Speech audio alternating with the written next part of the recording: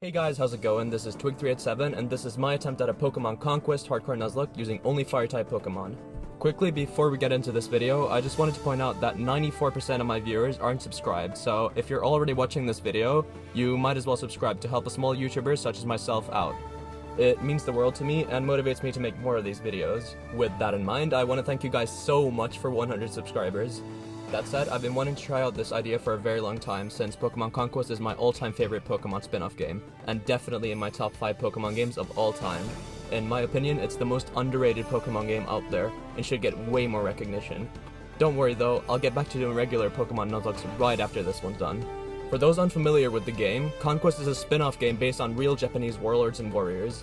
In the game, warriors can form links with Pokémon in order to battle alongside them in the quest to unite all of the Ransei region. Each Pokémon gets access to one move that has varying effects. For example, the move Flamethrower will do damage 3 tiles forward. It'll make more sense once we get into this. The goal of the main quest is to unite all of the Ransei region, so you have to conquer all 17 kingdoms by beating their armies in a battle. That's the idea of the game in a very superficial nutshell. Also remember that if you want to see me do any specific challenges in the future, leave your suggestions in the comment section below. Anyway, I haven't seen anyone do anything like this before, so the rules I came up with for this challenge are as follows. If a Pokemon faints, it can't be used anymore, so all warriors with this specific Pokemon must either link with another Pokemon or leave the army. There is a strength cap at the next kingdom's total strength. The sum of my own army's strength must be below it. I can only use Fire-type Pokemon or Pokemon that will eventually evolve into a Fire-type, and I'm also playing with Dupes clause, meaning Pokemon of the same species or evolutionary family can't be stationed in the same kingdom, but can be stationed in separate kingdoms. So anyway, the Fire-type encounters in this challenge are the following. We got Flareon, Charizard, Infernape, Emboar, Simisear, Darmanitan, Chandelure, Volcarona, and Reshiram, but he's a legendary, so I won't use him. Since, to my knowledge, I'm the first one to try out something like this, I have no idea if it'll be possible, but I'm just excited to play through my favorite spin-off game with rules that won't allow me to make any errors. The game is even more strategy-based than normal Pokemon games, so I'll really have to use every last brain cell for this one. I name myself Twig as per tradition, and so let's get into this. I head into the tutorial, and as you can see, you battle it out on a map that's separated into tiles. First up, I'll have to deal with a Bidoof and Tepig. Both are easily dealt with, and that's the tutorial over with. Now that the game's begun, I go to challenge the Fire Castle, Ignis, where I'll have to beat the cheap knockoff Fire-type warlord, Hideyoshi. Since it's very early in the game, I don't really have a strategy other than to knock out the opposing Pokemon and try to stay alive for as long as possible. I start by wearing down my biggest threat, Hideyoshi's Chimchar. Eventually Jigglypuff takes out the Chimchar with some double slaps. Jigglypuff is on a rampage though, since it also kills Bidoof. That only leaves one Pokemon left. I finish off the battle by taking out the remaining Tepig with Eevee. I won the battle, so that means Hideyoshi is now homeless and his castle belongs to me. It's time to introduce Ransei to its new Fire-type master. I noticed there's a warrior with a Charmander in Ignis, so I defeat him in battle. His name is Tekatora, and he and his Charmander belong to me now. That's the first Fire-type on the team. I also find a warrior named Hideaki with a Tepig, so I beat him and he joins my army. With my new warriors on my side, I challenge Greenleaf Kingdom's warlord, Motonari. He's the Grass-type warlord, so I don't expect too much of him. Also, this is what's known as a banner battle. In order to win, I have to claim all banners and hold them for 5 turns, or alternatively, until I've beaten all opposing warriors. For these types of battle, I like to have some designated offensive threats, and some warriors that just hug the banners. Usually the stronger Pokemon in the army play the offense, whilst the weaker hug the banners. I immediately claim the first banner with my Eevee, and I then proceed to the next banner, which I also claim. Since I left the previous banner, an opposing Pansage is able to claim my banner. I'll make him pay, don't worry. Soon after, Hideaki's Tepig is able to take on Motonari's Snivy with an Ember. Tepig then goes after the Pansage and burns him to a crisp. Told you he would pay. Lastly, Jigglypuff takes out the Sewaddle, and I claim the last banner, which earns me my 3rd castle. Next up is a hard one though. It's the emo otter boy Murachika and his army of water types. I don't even know why I decided to bring along Tekatora and his Charmander.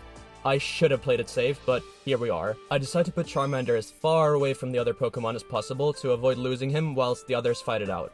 First up, I wear down Murachika's Oshawott, and eventually, Oichian or Jigglypuff take it down. I then proceed to deal with the Wooper as Eevee takes it out. Jigglypuff takes out the Piplup, and only 2 Pokemon are left. The battle is won, right? I can relax now. I send Tekatora to approach the remaining Simipour with Charmander to finish the job faster. The Simipour immediately acts on it and... Phew, that was close. Had it been a critical hit, I wouldn't have had the option to use a Charizard anymore, so that was a very close call. I heal Charmander and send him far away again. Eevee finally deals with the pesky Simipour, which earns me the Castle of Fontaine. After the fight, I'm informed of a looming threat. Apparently some Nobunaga guy is rampaging up north. What a fool, am I right? Next I encounter a warrior with a Darmanitan in Ignis, so I defeat him and recruit him. His name is Rikyu. Up next is the Electric Kingdom of Violet. On the map, there are buttons that when pressed, send a lightning bolt on specific tiles. I gotta watch out for those, so I try to avoid them and play somewhat defensively. This results in a very long episode of both armies just wearing each other down. Ginchu's army also has a lot of status-inflicting Pokemon, such as Mareep with an ability that lowers accuracy, and also moves that can cause paralysis. After a long while though, I'm finally able to take down both Mareep and Simipour. Jigglypuff also takes out Gincho's Shinx, which is probably the biggest threat dealt with. After that, Pichu also goes down, and finally Darumaka takes out the Starly. That's 5 kingdoms in the bag. After that, I have the run's first evolution. Hideaki's Tepig evolves into a Pignite. I also make sure to finally link Oichi with a Charmander. Oichi must be included in every battle for some reason, so that's why I've had to use a Jigglypuff up until this point. It doesn't take long before Oichi's Charmander evolves into a Charmeleon. I also link Takatora with a Chimchar, but unfortunately I forgot to record that. Either way, Takatora's Chimchar evolves into a Monferno after some training. After all of that training, I take on Yoshimoto and his army of bug types. Just like with the Grass-type kingdom, I'm not really expecting a challenge here. I venture forth with Eevee, but completely forget about the hidden traps on this map. Whoops, my bad Eevee. Anyway, Oichi and her Charmeleon take out the Sewaddle, and also Yoshimoto's Pineco right after. Venipede also gets trapped, so I take the opportunity to take it out with Eevee. Finally, Oichi heals the team using her ability Sweet Song and deals with the remaining Spheal. Not only does Yoshimoto give me his castle, but he also wants to join my army, so I let him.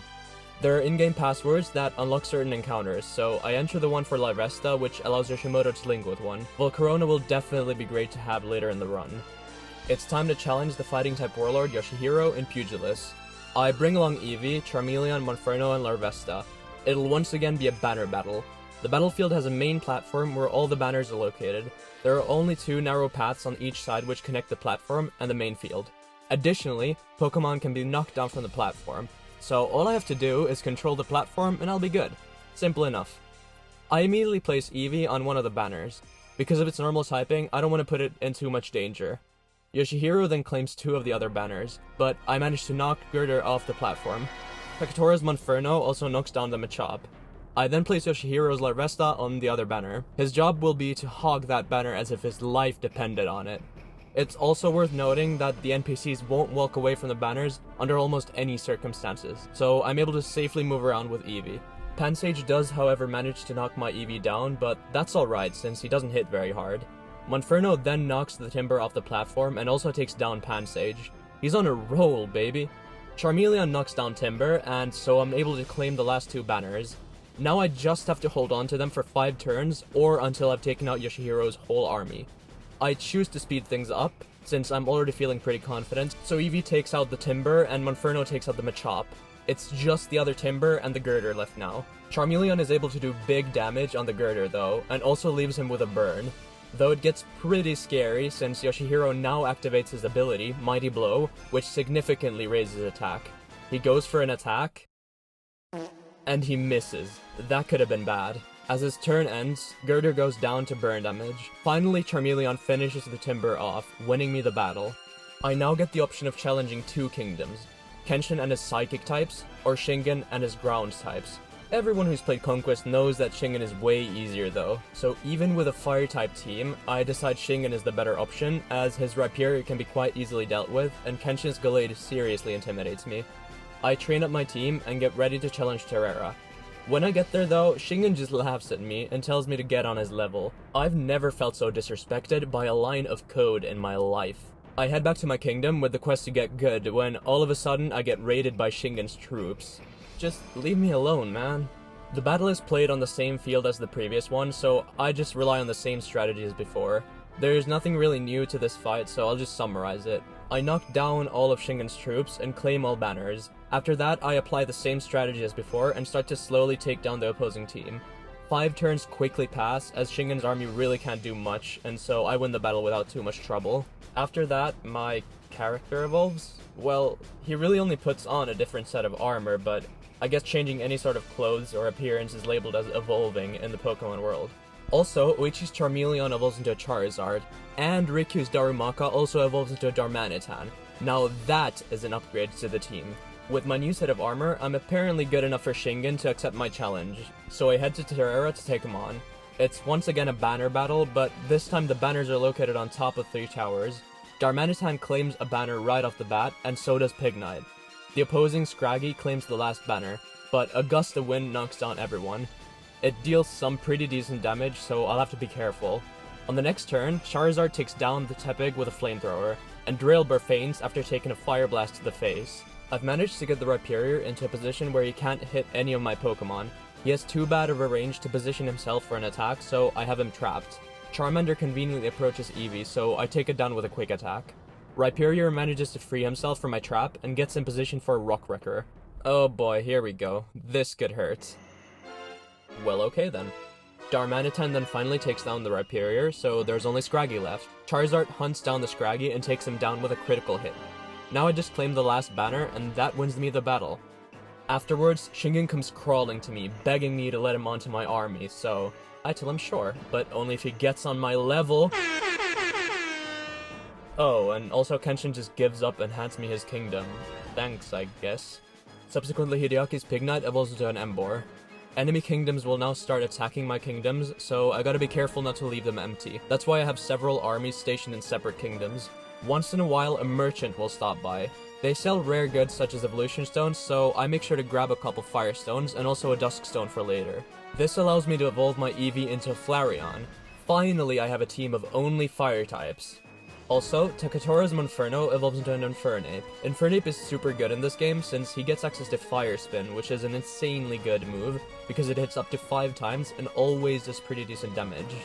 After some training, I take on a kingdom that I haven't been looking forward to. In fact, I've wiped on this battle twice already in my prior attempts.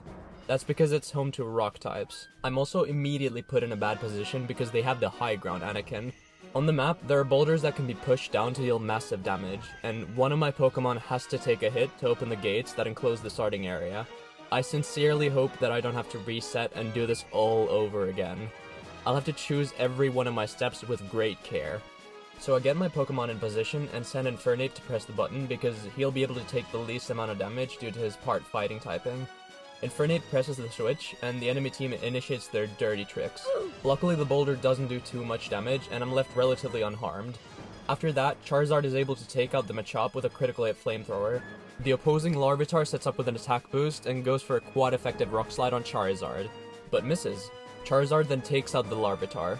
I then use the boulders to my advantage as Infernape goes for Fire Spin, which sends the boulders falling onto the smaller Fire Monkey, taking it out. I forgot to point this out, but Roggenrola is absolutely overpowered in this game. He has access to Rock Blast, which deals pretty good damage for up to 5 times. 5 turn moves are broken in this game, so this could be lethal. That's why I make sure to take out the Roggenrola as fast as possible. Ujiyasu then, however, has a perfect opportunity to hit all my Pokemon with a Rock Slide that deals big damage, but luckily doesn't kill anyone. On the following turn, he does so again. But he misses! I live to see another day. I finally take down the Boldore, and now there's only the Onix remaining. But Infernape seals the deal with a final Fire Spin. My heart was probably pumping at 1000 beats per minute, and I'm so happy about this win. With that over with, it's time for some easier battles. Next up is Viperia's Poison types. My strategy here is to group up into 2 groups. Flareon and Monferno head to the left, whilst Charizard and Larvesta head up. Monferno and Flareon then head into a secret passage that takes them behind enemy lines. From here, I'll be able to pressure the enemy from all sides as I have them surrounded. Meanwhile, Yoshimoto doesn't understand the concept of war and just wants to vibe on the battlefield. And I quite like that mindset. Comment "be like Yoshimoto" in the comments down below if you made it this far in the video. Anyway, I send Flareon after an enemy Ekans that I'm able to OHKO. Subsequently, Flareon gets a critical hit Fire Fang, taking out the Arbok in 1 hit. I'm on fire. Pun intended. I then make the mistake of sending Monferno after the Zubat, as Zubat gets off a critical hit Wing Attack, which does a surprisingly large amount of damage. As payback, I take out the Zubat with Flareon and claim the second banner. After that, Charizard slays the Spiritomb. Hideyoshi, who's been making his way to the banner in the background, finally gets there and claims it. Charizard takes out the Golbat, and finally I take down the Monferno, after which my own Monferno claims the final banner. 11 kingdoms down, 6 to go. I then head down south to challenge the Dark-type kingdom Yaksha. I start off the fight by immediately taking down the opposing Krokorok with an attack-boosted Fire Fang. Thereafter, Flareon gets off a Fire Fang that both burns and flinches the foe's Scrafty. Tough luck, man. The enemy Zubat then goes down to a Flamethrower, and so does Pawniard. And Scrafty. But then, I play carelessly. I leave Monferno in a vulnerable position, which allows Zoroark to get off a Night Daze, and that's the end of him. We lost one of the most valuable members of the team. I'm not sure if I can complete the run without an Infernape, since the last battle is beyond challenging without the right assets. I guess I'll cross that bridge when I get there. For now, let's avenge our fallen friend. Charizard takes care of Kotaro's Zoroark. The fight's not over yet though, because after tanking Charizard's Flamethrower, Larvesta is almost killed by Scraggy. I decide enough is enough, and finally kill Scraggy for good. What a battle. But we can't rest now. Next up is every Sengoku fanboy's favorite lover boy, Date Masamune, and his flying types. But before the battle, I just want to point out that Magoichi is just honestly the biggest simp since Brock. I plan on placing my troops very densely so that I have as much firepower as possible in a certain area. This is also good because it means that if someone is in trouble, I have other Pokemon there to help out immediately.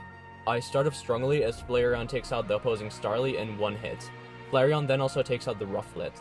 Charizard manages to burn the Braviary with a Flamethrower, after which Darmanitan can get off a triple kill with Fire Blast. The only thing that is left now is Magoichi's Carnivine, but to no surprise, Flareon manages to take him down too. What a surprisingly easy battle that was. After some further training, I challenge Lady No and her ghost types in Spectra. I decide to go on the offense early as I activate Courage to quickly dispose of Lady No's Mismagius. The Scolipede also takes a Fire Blast to the face, which ends up being an unnecessary crit. Charizard takes down the Misdreavus, and Darmanitan deals with the Lampent. The sweep continues as Charizard takes down the Dusclops, and finally the Drifloon is also killed. Another easy win. Afterwards, I send Tekatora to link with a Litwick. Chandelure also has access to Fire Spin, so this will be Infernape's replacement. Maybe I do have a shot at this after all. Litwick then evolves into a Lampent, and finally into a Chandelure, using the Dusk Stone that I bought earlier. With Chandelure on my team, I feel confident enough to challenge the Steel-type Warlord, Ieyasu. I should have a great matchup here, so let's hope I don't play stupidly. Anyway, Chandelure has Flame Buddy, so after punching Chandelure in the face, Metagross gets burned and eventually dies to burn damage. I activate Courage to take out one of the Arons with Flareon. I then get a great opportunity with Chandelure, allowing me to take out both another Aron and Ieyasu's Aggron. It's so damn satisfying to get off those kinds of attacks that just take out half of the opposing team. Charizard also takes out the Chimecho on the same turn. Lastly, Chandelure takes out the remaining Quagsire, and so Valora falls into my hands. After the battle, Yoshimoto's Larvesta finally evolves into a beautiful Volcarona. After that, I feel ready for the next fight, which should also be a favorable matchup for me, Mitsuhide's Ice types in Nick Storm. The battlefield is a giant slippery ice rink. Charizard can just fly over it though, and so he does, and he OHKOs the Cubchoo. Flareon then skates over to the other side and takes down the Beartick with a single Fire Fang. Mitsuhide's Lapras may be the only real threat here, but he too falls to a Flamethrower. Volcarona then takes out the Munna, and Charizard deals with the Celio. Volcarona finishes off the battle with a Fiery Dance, and so I only have one kingdom left to conquer. After many years of training, I challenge Nobunaga in Dragonor. I surpass the level cap here by just 1 point, but I make an exception since it had taken me so long to get to that point, and I don't think the single point is going to make a difference. The only real threat here is Nobunaga's Zekrom, since he can hit pretty hard with Bolt Strike. I start off the battle by taking out the lesser threats, such as Fracture. I then get a nice opportunity to deal massive damage with Chandelure, taking out Simisage in the process. Flareon takes out the Dano, which could actually have been pretty threatening since he has Dragon Rage. Chandelure once again deals big damage and takes out the Dragonair too. Zekrom connects with a Bolt Strike, hitting Volcarona hard, but Volcarona's Flame Buddy activates, which burns the Zekrom. Flareon is finally able to neutralize Zekrom with a Fire Fang, and that's him dealt with. Now I just have to deal with the remaining Gabite. And as Gabite ultimately falls, I've united all 17 kingdoms of Ransei with a team of only fire types. But there's just one more thing. A tower suddenly appears with a beacon of light. I train Yoshihiro and his Emboar, and decide to head up the tower. When I reach the top, I'm greeted by none other than God himself. My team of fire types has officially been recognized to be god tier. I link with Arceus and none other than Nobunaga shows up, this time with a shiny Rayquaza. I wonder how long it took him to soft reset for that one. Additionally, he's brought his whole squad with him this time. This is the battle I've been fearing. This is it. The final battle. The one I've considered to be a definite run-ender for me. Let's see how this goes. Since Arceus isn't a fire type, I decided to just not use him this fight. I just place him in one corner of the battlefield and let him wait there. It may look like I'm over the strength cap, but since I'm not using Arceus, who has an individual strength of over 600, I'm actually pretty far below it. My plan is to play ultra defensively for this one, and place my warriors very densely once again. There's no limit to turns in this battle, so I can play as slowly as I want. I send away Chandelure, who is able to get off some seriously good damage to start off with. On the second turn, I'm surprised to see that Nobunaga's warriors do very little damage to my Pokemon. On the following turn, Chandelure gets a great opportunity to deal huge damage, as he takes out the Lucario and nearly takes out the Mismagius. Shortly after, though, Charizard finishes the job by taking out Mismagius. Yoshihiro sets up with a mighty blow and goes for Fire Blast, which misses Rayquaza, but kills Mitsuhide's Lapras. Charizard is able to get off a burn on the Rayquaza, and Emboar takes down the Aggron. On the next turn, Nobunaga's Rayquaza goes down to burn damage, and finally Hideyoshi's Infernape falls to a final Flamethrower. I did what I thought was 100% impossible. I beat the game with only fire types, and I did so almost deathlessly too. Like I said before, I love this game. It has a very special place in my heart for personal reasons, and so this playthrough brought back some strong nostalgia. I truly hope that you guys enjoyed it too. I strongly encourage you guys to go play the game yourselves, so that those who haven't experienced the game yet would be introduced to what I believe is the best Pokemon spin-off out there. If you guys liked this slightly different video, then make sure to leave a like and comment so that I know to make more of these in the future. It really only depends on whether you guys like it or not. Also, I'm uploading videos weekly, so make sure to subscribe so you don't miss them. I have some pretty cool challenges planned that I guarantee you wouldn't want to miss out on. With that said, thank you so much for watching, and I'll see you soon in the next video. Goodbye.